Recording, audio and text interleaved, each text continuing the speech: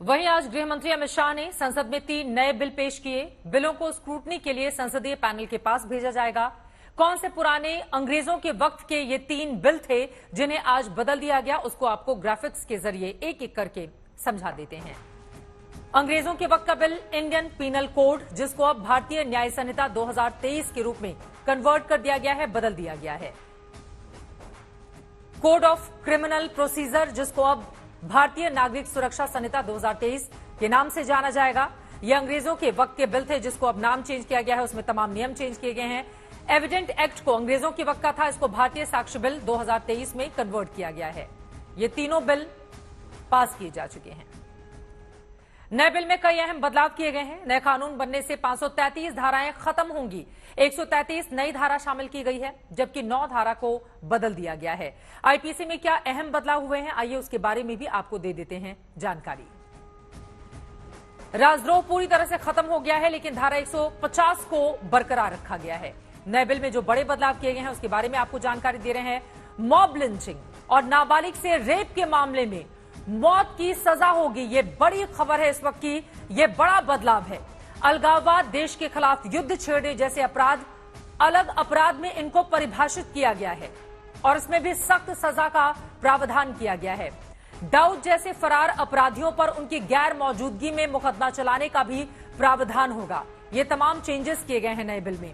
इसके अलावा hate speech अपराध की श्रेणी में शामिल होगा, जो आए दिन हम सब देखते हैं कि किस तरह से उसको बढ़ा चढ़ाकर अपने आप को लाइमलाइट में लाने की कोशिश की जाती है।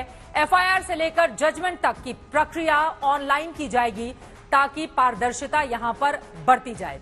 किसी को गिरफ्तार करने पर परिवार को तुरंत सूचित किया जाएगा, जिसको लेकर कई तरह के सवाल हाल के दिनों भी हमने देखे थे। 0 एफआईआर कहीं से भी रजिस्टर की जा सकेगी। ये कम से कम एक अच्छी सहूलियत दी गई है। गलत पहचान बताकर यौन संबंध बनाना अपराध की श्रेणी में इसको शामिल किया गया है। और तलाशी और जब्ती में वीडियोग्राफी जरूर की जाएगी। ये भी बिल के तमाम प्रावधानों में शामिल है।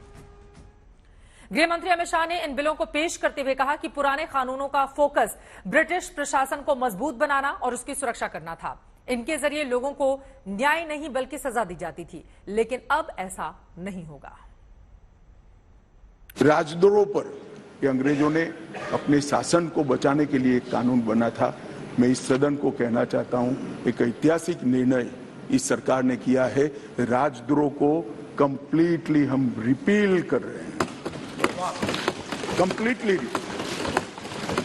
यहां लोकतंत्र, सबको बोलने का अधिकार है। राजद्रोह को हम कंप्लीटली रिपील कर रहे हैं मान्यवर। और इस कानून में इसके साथ साथ अलगाव, सशस्त्र विद्रोह, विध्वंसक गतिविधियां, अलगाववाद, भारत की संप्रभुता, एकता को, अखंडता को चैलेंज करना, ये सब को कानून के अंदर किसी न किसी राय बाएं तोड़ मरोड़ कर जोड़ते थे। इसका कोई स्पेशल प्रोविजन नहीं था, टेररिज्म की व्याख्या ही नहीं थी।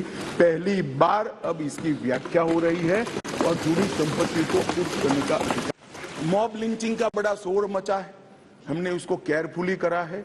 मॉब लिंचिंग के लिए भी 7 साल आजीवन कारावास और मृत्युदंड, तीनों का प्रोविजन कर हम प्रावधान मानने वाला है। हमने तय किया है कि सेशन कोर्ट के जज ड्यू प्रोसीजर के बाद जिसको भगोड़ा घोषित करेंगे, उसकी अनुपस्थिति में ट्रायल होगी और उनको सजा भी सुनाई।